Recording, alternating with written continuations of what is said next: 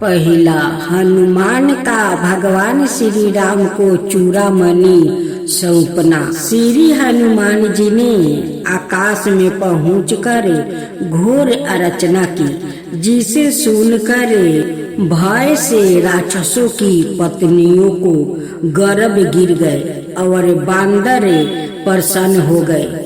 वो समझ गए कि हनुमान जी श्री राम का कार्य सिद्ध करके वो लौट रहे हैं। बानर वीरों को देखते देखते श्री हनुमान जी गिरी शिखर पर उतर आए और बोले, मैं सीता जी को देख कर और रावण की अशोक वाटिका और लंका का विनाश करके लौट आया हूँ।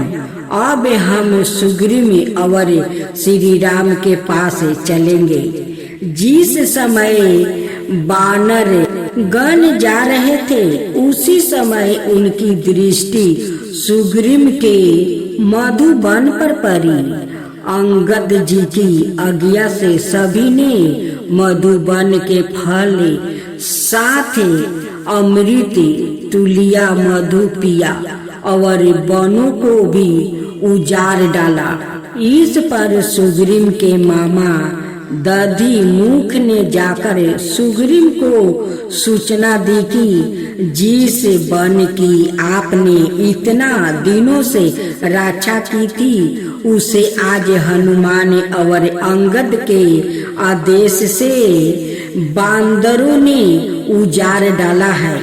सुग्रीव इस सूचना से परम प्रसन्न हुआ और कहने लगा, मालूम पड़ता है कि पवन कुमार हनुमान ने श्री सीता जी का पता लगा लिया है, नहीं तो मेरे मधुबन की और दृष्टि डालने की भाला किसकी समर्थ थी। सुग्रीव ने सीता जी के पता लगाने की सूचना तत्काल श्री राम को दी। तब तक हनुमान और अंगद के साथ बानर गण श्री राम और सुग्रीव के पास पहुंच गए। हनुमान जी ने श्री राम और सुग्रीव को प्रणाम किया और श्री राम के पूछने पर उन्होंने कहा, प्रभु, मैं श्री सीता जी को सकुशल देख आया हूँ। वो अशोका वाटिका में राक्षसियों से घेरी हुई बंदी अवस्था में अत्यंत ही दुखी है। अन्न जल का परित्याग कर देने के कारण वो अत्यंत ही दुर्बल हो गई है। मैंने उन्हें आपका संपूर्ण समाचार सुनाया और आपके द्वारा दिए हुए औंठी दे दी है। इससे उन्हें मुझ पर पूर्ण विश्वास हो गया।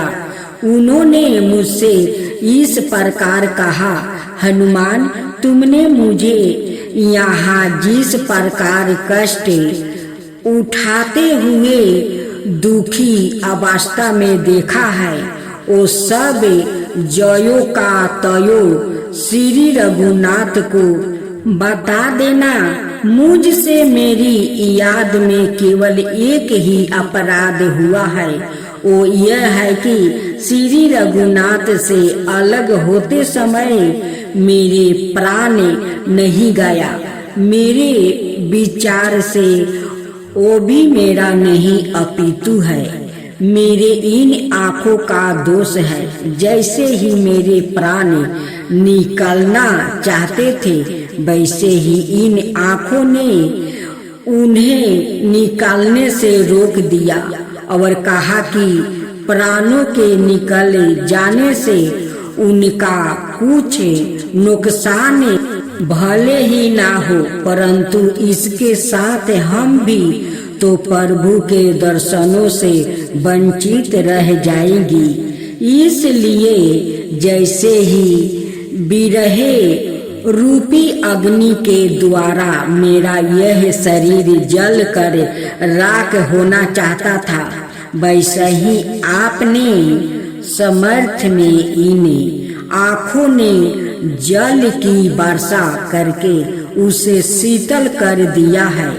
रावण के द्वारा दिए गए एक महके वचन के अनुसार यदि श्री रघुनाथ नहीं आएंगे तो वो मुझे जीवित नहीं पाएंगे। तुम रघुनाथ जी से मेरी कुशल कहने का साथ लक्ष्मण से भी मेरी ओर से मेरा द्वारा अज्ञान में कहे गए कठोर वचनों के लिए क्षमा मांग लेना। इसके अलावा उन्होंने मेरे मांगने पर अपने केश पास से निकाल कर पहचान के लिए यह चूड़ामणि भी प्रदान की। हे नाथ, अब विलंब ना करे, जैसे भी हो सके शीघ्र से शीघ्र आप रावण को दल बल के साथ जीत कर सीता जी को मुक्ति कराने के लिए हम बांदरों को प्रस्थान करने का आदेश दे। श्री हनुमान जी की वचन सुनकर भगवान श्री राम अत्यंत प्रसन्न हुए। उन्होंने कहा, हनुमान, इस समय तुम्हारे सामने मेरा उपकार करने वाला तीनों लोकों में कोई नहीं है। इसके बदले में तुम्हारा मैं कोई परोपकार नहीं कर सकता। अतः सादा के लिए तुम्हारा ऋण हो गई हूँ। दूसरा पाठ। भगवान श्री राम के आदेश से विजय मुहूर्त में सुग्रीव ने सैनिकों को लेकर लंका के लिए चलने की आज्ञा दी। भगवान श्री राम हनुमान जी के कंधे पर बैठकर चले और उनके पीछे पीछे अंगद के कंधे पर बैठकर श्री लक्ष्मण जी ने प्रस्थान किया। गज गवाच और मैदेंते दिर्विद्य आदि सेनापति भगवान श्री राम को घेर कर अपनी अपनी सैनिकों टुकड़ियों के साथ बड़े हर्ष से युद्ध के लिए प्रस्तुत हुआ। इस प्रकार रात दिन चलते हुए और अनेक वन पर्वतों को पार करते हुए भगवान श्री राम अपनी वानर सेना के साथ समुद्र तट पर पहुंच गए। भगवान श्री राम ने सुग्रीव से कहा, मित्रा, हम लोग समुद्र के किनारे तो आ गए, किंतु आगे बिना किसी विशेष उपाय के जाना असंभव है। अब तुम सेना को यही परवा डालने का आदेश दो, फिर हम लोग इसे अगाध समुद्र को पार करने के उपाय विशेष में परंपरा विचार करेंगे। उसके बाद सुग्रीव ने तुरंत सेना को समुद्र के निकट परवा डालने का आदेश दे दिया। उधर रावण ने परंपरा विचार विमर्श के लिए अपने मंत्रियों की सभा बुलाई। उस सभा में विभीषण ने सीता हरण को अनुचित ठहरते हुए श्री राम को अजय बताया और सीता जी को श्री राम को वापस करने की सलाह रावण को दी। इस पर क्रोध होकर रावण ने उन्हें लात से मारकर लंका से निकाले जाने का आदेश दिया। ओ रावण से अभिमानित होकर अपने मंत्रियों के साथ श्री राम की शरण में आ गए। भगवान श्री राम ने असीम कृपा का परिचय देते हुए उन्हें अपनाने के साथ लंका के भावी राजे के रूप में उनका राज तिलक भी करवा दिया। भगवान श्री राम ने समुंदर पार करने के विषय में विभीषण, लक्ष्मण और सुग्रीव जी से विचार विमर्श किया। विभीषण ने उन्हें समुंदर की उपासना करने की सलाह दी। यद्यपि विभीषण का यह विचार लक्ष्मण जी को अनुचित लगा और उन्होंने उसकी कड़े शब्दों में खोल कर आलोचना की। फिर भी नीति के गाता धर्म बस्तल श्री रामचंद्र जी विभीषण के मत का सम्मान करते हुए कुश बिछा कर 3 दिन तक सरिताओं के स्वामी समुंदर की उपासना करते रहे। श्री राम के द्वारा यथोचित पूजा और सत्कार समाप्त कर भी मंदमती सागर उनके सामने प्रकट नहीं हुआ। भगवान श्री राम ने चौथे दिन लक्ष्मण से कहा, लक्ष्मण, 3 दिन की कठोर उपासना के बाद भी हंकारी समुंदर मेरे सामने प्रकट नहीं हुआ। 7 पुरुषों के भूषण शांति, क्षमा आदि सर्द गुणों का गुणहीनों पर परियाग करने से वो गुणवान पुरुषों को समर्थ समझ लेते हैं। आज मैं कृपित होकर इस दुष्ट समुंदर को बिच्छूबद्ध कर दूंगा। अपने बाणों के द्वारा मैं समुंदर को सुखाकर उसकी मर्यादा नष्ट कर दूंगा। तुम शीघ्र मेरा धनुष बाण मेरे पास लाओ। ऐसा कहकर भगवान श्री राम ने अपने कठोर धनुष पर एक अत्यंत भयंकर बाण का साधन किया, जिससे समुद्र में अग्नि की ज्वाला उठने लगी। अपने भीतर रहने वाले जंतुओं को जलते हुए देखकर समुंदर भयभीत हो गया और वो दोनों हाथ जोड़कर दीन अवस्था में प्रभु श्री राम के सामने आया। उसने कहा, प्रभु, मेरे अपराध को क्षमा करें।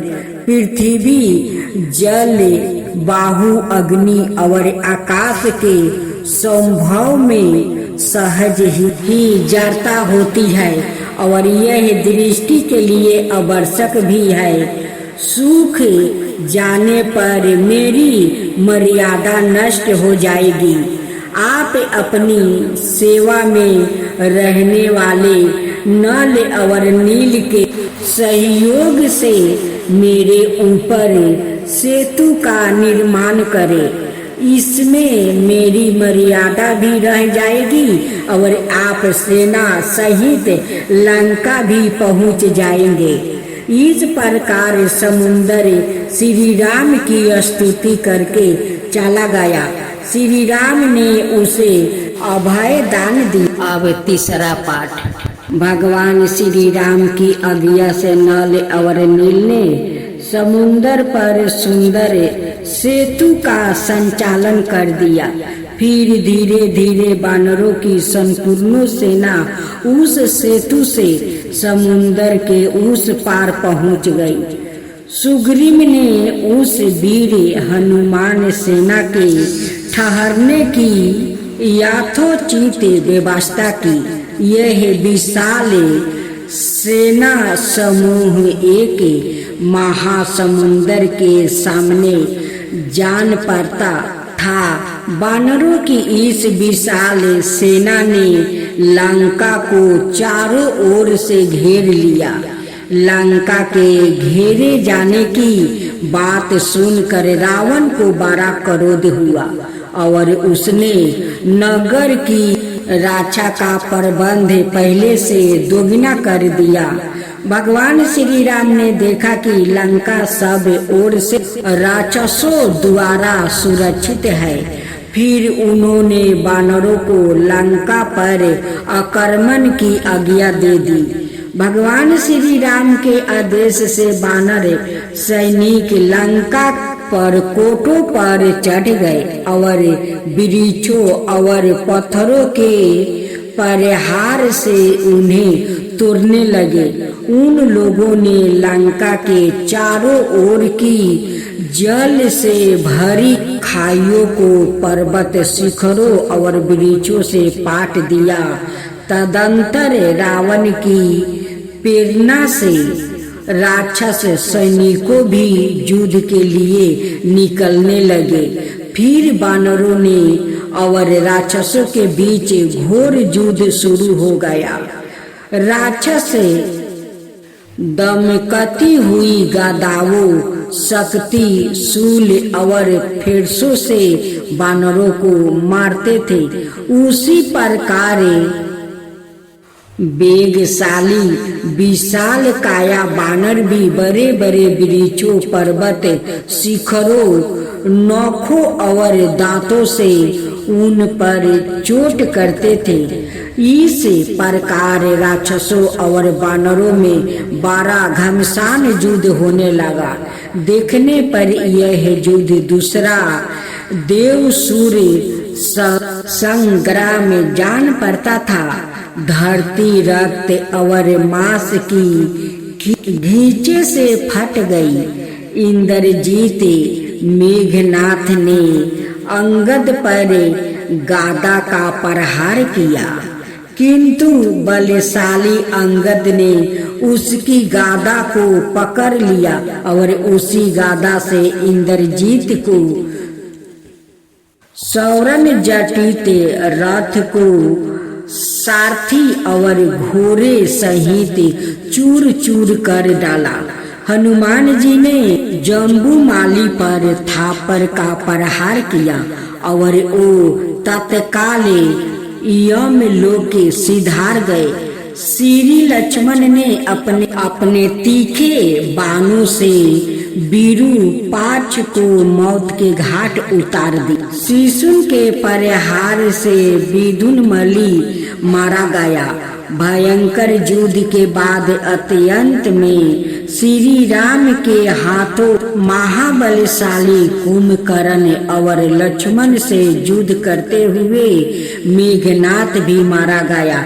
धीरे धीरे इस युद्ध में रावण के सभी पुत्रा सहित उसके प्रधान सेनापति मृत्यु के ग्रहस बन गए और रावण अकेला रह गया। वो दुख और क्रोध से पागल हो गया। उसने सारथियों को बचे हुए सैनिकों के साथ अपने रथ को युद्ध भूमि में ले चलने की आज्ञा दी।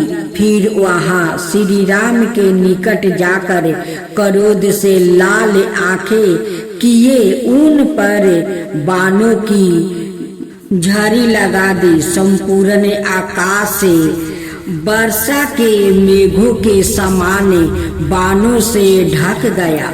दोनों ही महान धनुधार और युद्ध कला में निपुण था। शास्त्रों वेताओं में श्रेष्ठ था और दोनों योद्धा काल की भांति रणभूमि में विचरने लगा। श्री राम रावण का युद्ध ना रात में बंद होता था और ना दिन में। वो एक क्षण के लिए भी विश्राम नहीं लेते थे। युद्ध को निरंतर बढ़ता देख कर देवराज इंद्र के सारथी मातली ने कहा, प्रभु आप इस देव शत्रु के वध के लिए ब्रह्मास्त्र का प्रयोग करें। देवताओं ने इसके विनाश के लिए जो समय बताया था वो अब आ पहुंचा है। फिर भगवान श्री राम ने क्रोधित होकर एक परम तेजस्वी बाण हाथ में लिए और अत्यंत किरपीत होकर बड़े जोर के साथ धनुष को खींचा और उस मरम बेदी बाणों को रावण पर चला दिया। उस बाण ने रावण के 200 मस्तकों और हृदय को विदीर्ण कर दिया। इस प्रकार वो महातेजस्वी राक्षस रावणहीन होकर पृथ्वी पर गिर। अब चौथा भाग, सीता की अग्नि परीक्षा। रावण की अंत्येष्टि और विभीषण का लंका के राज सिंहासन पर अभिषेक हो जाने के बाद कपिश्रेष्ठ हनुमान जी ने श्री राम को प्रणाम करके कहा, भगवान, जिनके लिए लंका का यह घोर संग्राम हुआ, उन शोक संताप मिथिले सुकुमारी सीता जी को अब आप शीघ्र दर्शन देने की कृपा करें। उनके नेत्र आंसुओं से डबडबाए हुए हैं। आपकी विजय का समाचार सुनकर वो आपका शीघ्र दर्शन करना चाहती है। हनुमान जी की ऐसे कहने पर धर्मात्माओं में सर्वश्रेष्ठ श्री राम क्षण भर के लिए सहसा ध्यान अस्त हो गए। उनकी आंखों झलक पड़ी। फिर उन्होंने विभीषण से कहा, लंकापति विदेह कुमारी सीता को दिव्या अंग रंग और सुंदर आभूषण से भूषित करवाकर मेरे पास ले आइए। विभीषण के संदेश देने पर श्री सीता जी सुंदर श्रृंगार करके बहुमूल्य आभूषण पहन कर चलने के लिए तैयार हो गई। फिर विभीषण जी सीता जी को शिविका में बैठा कर ले आए और श्री राम को प्रणाम करके बोले, प्रभु, सीता देवी आपके आदेश अनुसार यहाँ आ गई है। अब आपकी क्या आज्ञा है? भगवान श्री राम ने कहा, मित्रा, तुम विदेह कुमारी से कहो कि वो शीघ्र मेरे पास आए। फिर विभीषण के आदेश से राक्षस सैनिक रास्ते के दोनों ओर खड़े बानरों और रीझों को छड़ी लेकर हटने लगे। उस समय श्री राम ने विभीषण से रोष पूर्वक कहा कि सीता को पालकी से उतार कर उनको पैदल ही मेरे पास लाओ। सीता इस समय मेरे पास आ रही है। उनका पर्दे के बिना यहाँ सबके सामने आना दोष की बात नहीं है। सभी वानरगण उनका दर्शन करेंगे। फिर विभीषण सीता जी को पालकी से उतार कर श्री राम के पास ले आए। सीता जी ने विस्मय और हर्ष के साथ अपने स्वामी के मनोहर मुख का दर्शन किया। श्री राम के दर्शन से सीता जी विरह जनित सारी पीड़ा दूर हो गई और उनका मन प्रसन्नता से खिल उठा। मिथिले सुकुमारी सीता को विनय पूर्वक अपने समीप खड़ी देखकर श्री राम ने कहा, प्रिय, समर में मैंने शत्रुओं को पराजित करके तुम्हें उसके चुंगल से छुड़ा लिया है। मुझ पर जो कलंक लगा था उसको मैंने धो डाला। अपने सत्कार का बदला चुकाने के लिए मनुष्य का जो कर्तव्य है वो सब मैंने मन रक्षक की अभिलाषा से रावण का वध करके पूर्ण किया। तुम्हें मालूम होना चाहिए कि यह सब मैंने देववश लोग अपने कलंक को मिटाने के लिए किया है। अब तुम मेरी ओर से स्वतंत्र हो। तुम इच्छा अनुसार जहाँ चाहो चली जाओ, मेरा तुमसे कोई प्रयोजन नहीं है। भगवान श्री राम की कठोर बातों से पीड़ित होकर सीता जी ने अपनी आंखों में आंसू भरकर कहा, प्रभु, मैं अपने सदाचार की सौगंध खाकर कहती हूँ कि मैं देह के योग नहीं हूँ। रावण के स्पर्श के पीछे बेबस थी। स्वच्छ से मैंने ऐसा नहीं किया था। आपने मेरा त्याग करके मेरे प्रतिव्रत को अपमानित किया है। अब मैं एक क्षण भी जीवित नहीं रहना चाहती। अत अग्नि में प्रवेश करूंगी। यदि मैंने कभी भी आपके अतिरिक्त किसी पर पुरुष का चिंतन नहीं किया है तो अग्निदेव मेरी रक्षा करेंगे। ऐसा कहकर सीता जी लक्ष्मण के द्वारा जलाई गई चिता की अग्नि में समा गई। इस करुणा दृश्य को देखकर सभी लोग हाहाकार करने लगा। उसी समय उसे जलती हुई चिता से सीता जी को पिता की भांति गोद में लेकर अग्निदेव प्रकट हुए। उन्होंने कहा, श्री राम, विदेह कुमारी सीता ने कभी मन पर पुरुष का चिंतन नहीं किया है। यह मन, वाणी और शरीर से ओ समर्था शुद्ध है। मैं आपको आज्ञा देता हूँ कि आप इन्हें स्वीकार करें। भगवान श्री राम ने कहा, अग्निदेव, मैं जानता हूँ कि सीता में कभी कोई दोष नहीं आ सकता। यह परीक्षा तो मात्र लोगों को दिखाने के लिए थी। ऐसा कहकर श्री राम ने सीता जी प्रसन्न मन से स्वीकार कर। अब 5वां पाठ।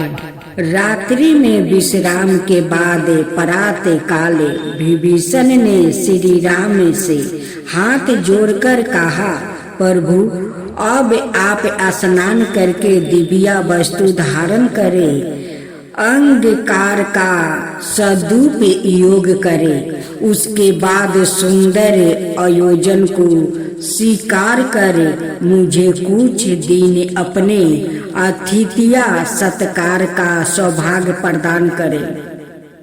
भगवान श्री राम ने कहा, विभीषण, मेरे लिए इस समय सत्य का आश्रय लेने वाले महाबाहु भरत बहुत कष्ट सह रहे हैं। वो अत्यंत सुकुमार और सुख पाने के योग्य है।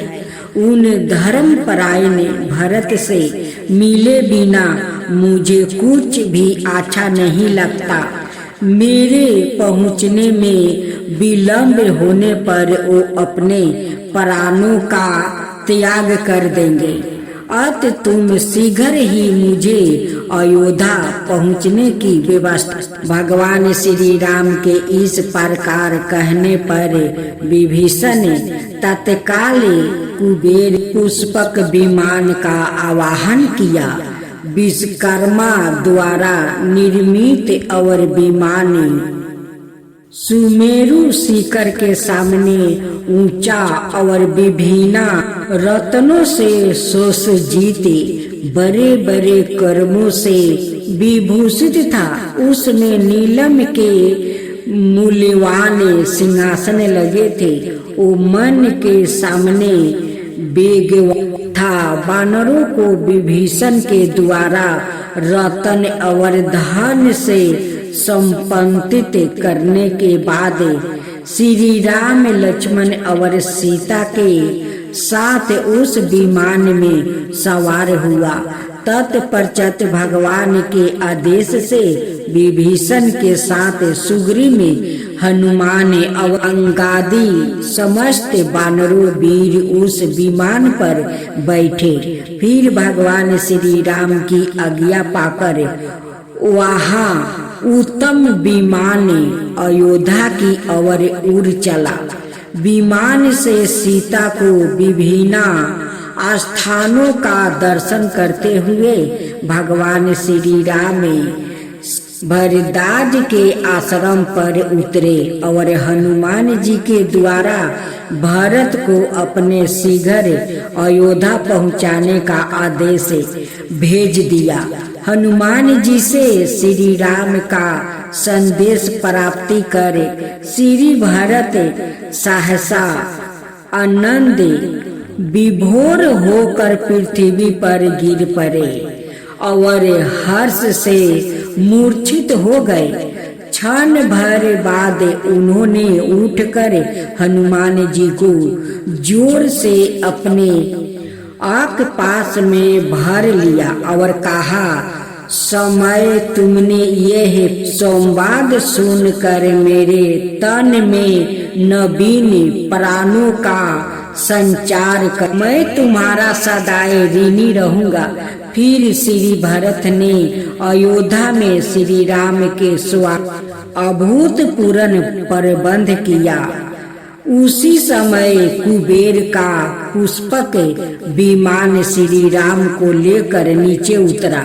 भगवान श्री राम ने अपने पैरों में पड़े हुए भरत जी को उठाकर गले से लगा लिया। फिर वो यथा योग सबसे मिले। चारों ओर फूलों की वृष्टि होने लगा। तदंतर भगवान श्री राम के राज्या अभिषेक ओ दिव्या समय आया। ब्राह्मणों सहित वशिष्ठ जी ने जल से श्री राम का सीता सहित अभिषेक किया। उसके बाद श्री वशिष्ठ जी ने ब्रह्मा जी के द्वारा बनाए हुए किरीट और विभिन्न आभूषणों से श्री रघुनाथ विभूषित किया। वानर राज सुग्रीव विभीषण और शत्रुघ्न जी श्री राम के पास खड़े होकर धवल चवर डोलाने लगे। इस पवित्र और बाहुदेव ने सौरनमयी कमलों की बनी मालाएं श्री राम को भेंट किया। श्री राम के अभिषेक के साथ देव गंधर्व गाने लगे और अप्सराएं नृत्य करने लगी।